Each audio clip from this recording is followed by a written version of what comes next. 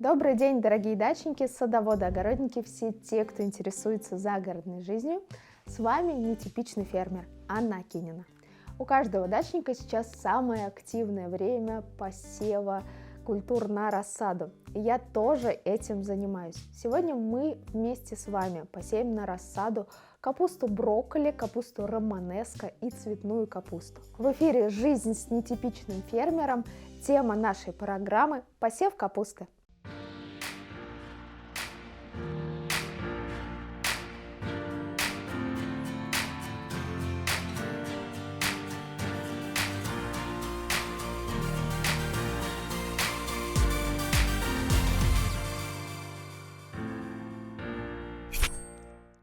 Видов капуст огромное множество. Это давно уже не только белокочанная капуста. Бывает и краснокочанная, цветная всех цветов радуги капуста, романеско, пекинская, совойская и, конечно, брюссельская капуста.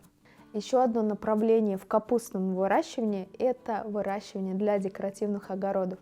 Там очень здорово смотрятся декоративные капусты, либо капуста кейл. О пользе капусты можно говорить бесконечно.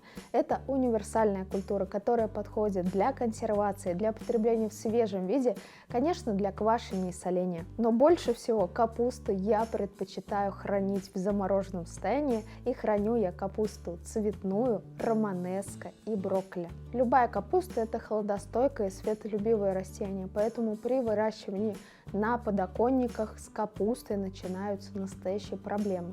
На подоконниках зачастую не хватает освещения, и, как правило, в наших квартирах довольно-таки жарко и сухо, поэтому рассада капусты очень сильно вытягивается. Чтобы капуста не тянулась, вы можете ее выращивать на рассаду в своей теплице, либо в открытом грунте, создавая парничок, либо выращивать в прохладном помещении и обязательно использовать досветку. Капуста брокколи, цветная капуста, капуста романеско более-менее толерантна к высоким температурам, поэтому выращивать дома ее можно и обязательно нужно. Но капусте мы создадим оптимальные условия, сегодня мы о них поговорим и обязательно посеем эту культуру.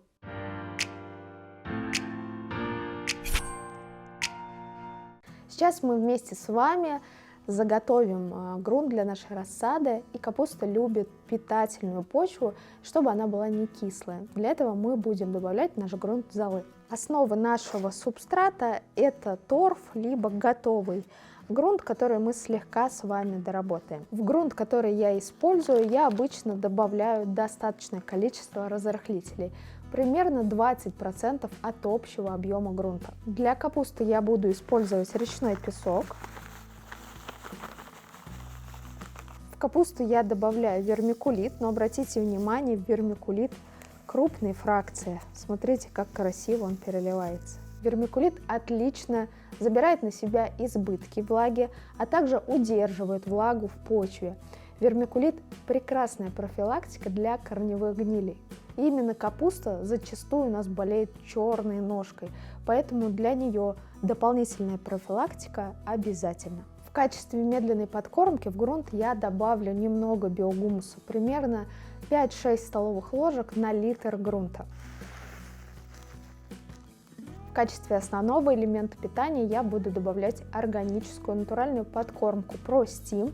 Ее приблизительно нужно 3-5 грамм на литр грунта. Это подкормка пролонгированного действия, и она даст отличный старт рассаде, и добавив ее один раз, при замешивании грунта действовать она будет весь срок жизни и вегетации растения. И, конечно, не забываем про золу. Золы достаточно 1 столовая ложка на литр грунта.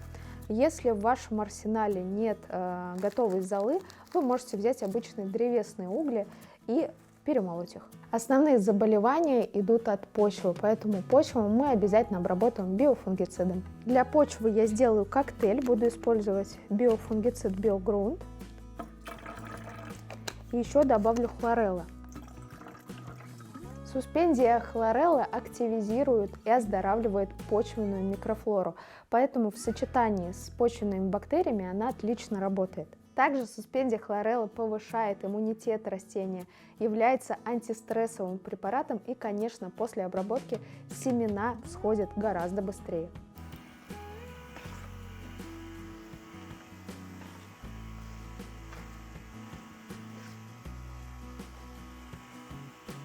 Я против того, чтобы капусту пикировать. Я предпочитаю сразу сеять в отдельной емкости, и потом с комом земли переносить в открытый грунт, либо в теплице. Поэтому для посева мы будем использовать либо кассеты, либо стаканчики, либо уже привычный мне и любимый мной способ выращивания в мешочках.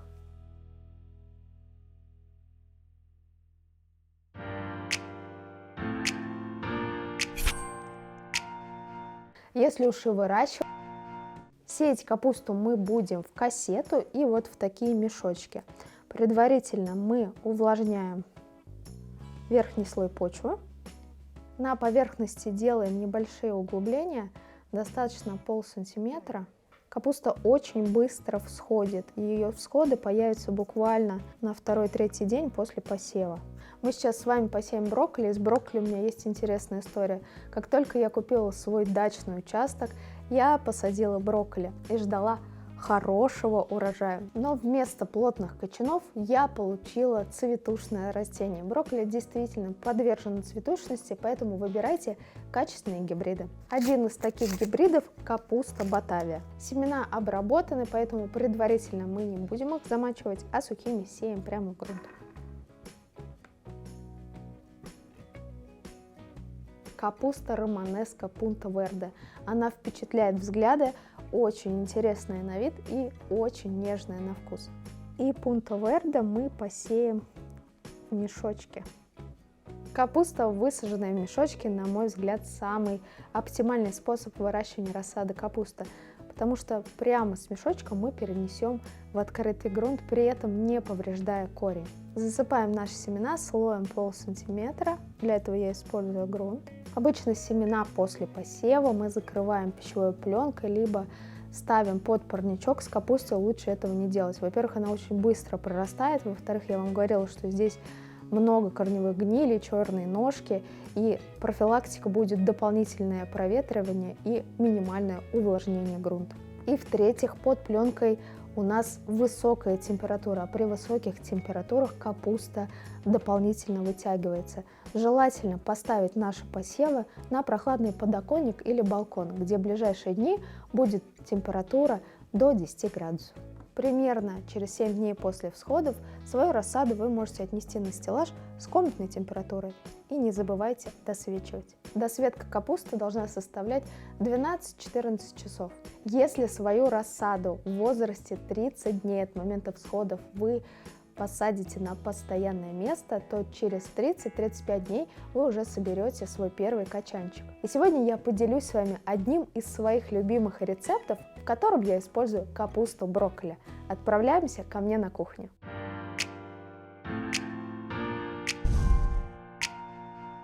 Ну что, дорогие друзья, предлагаю приготовить вам крем-суп с брокколи и креветками. Для приготовления супа нам понадобятся следующие ингредиенты. Кастрюля с водой, брокколи. Я использую брокколи, которые замораживала летом. Брокколи так не теряет вкусовых и полезных качеств. Также нам понадобятся сливки, репчатый лук и креветки. Готовить этот суп очень быстро. Он готовится из минимального количества продуктов, и мы в воду добавляем наши овощи. Репчатый лук нарезаем. Можно делать это крупно, потому что в дальнейшем мы сделаем суп-пюре. Отправляем к нашему брокколи и ставим вариться до полного размягчения овощей.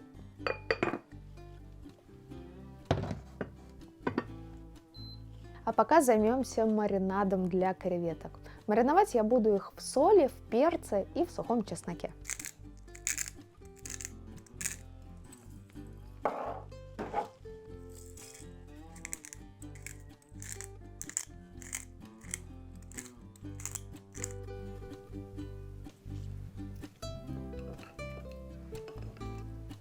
Долго мариновать креветки не стоит, достаточно 7 минут, и мы приступаем к обжарке.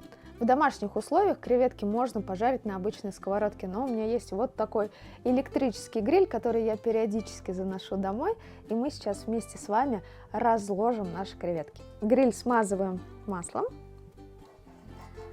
чтобы наши креветки не прилипли.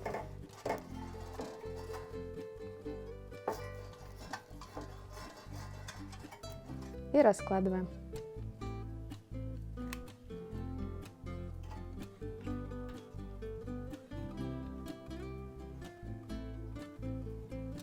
Я закрою крышечкой и подожду буквально 3 минутки. Креветки переворачиваем, но они уже, видите, готовы. Ну, с другой стороны, буквально полминуточки, чтобы не пересушить. И можно доставать. Какой аромат чесночка. Достаем наши креветки.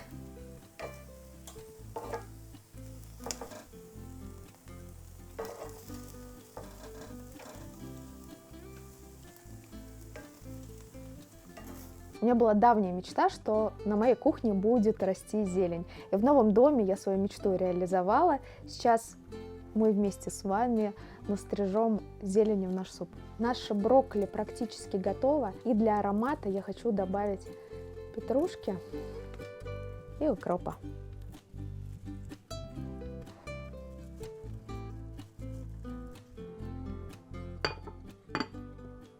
Наши овощи готовы. И сейчас я солью где-то половину воды и будем перерабатывать все блендером для того, чтобы получилась кремообразная паста. Ой, какой аромат брокколи. Добавляем соль, перец по вкусу.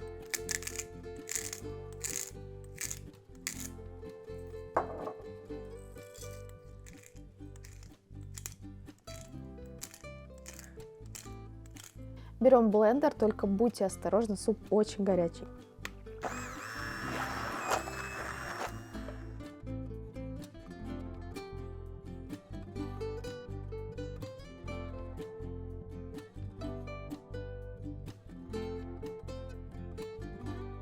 Ну что, друзья, я засервировала стол, налила наш суп. По желанию можно добавить сливки.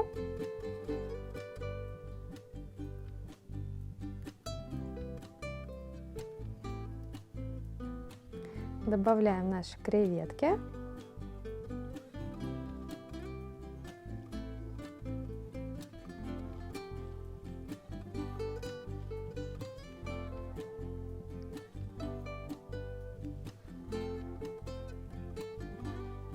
И, конечно, это блюдо мы обязательно украсим. Для этого мне опять понадобится моя фитостена.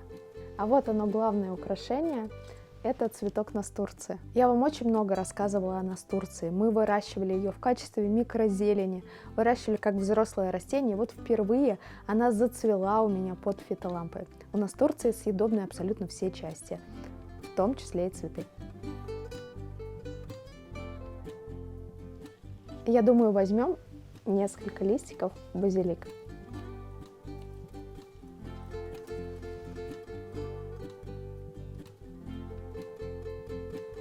Посмотрите, какая красота у нас получилась. А теперь приятного аппетита. Помимо того, что это очень красиво, это полезно и вкусно.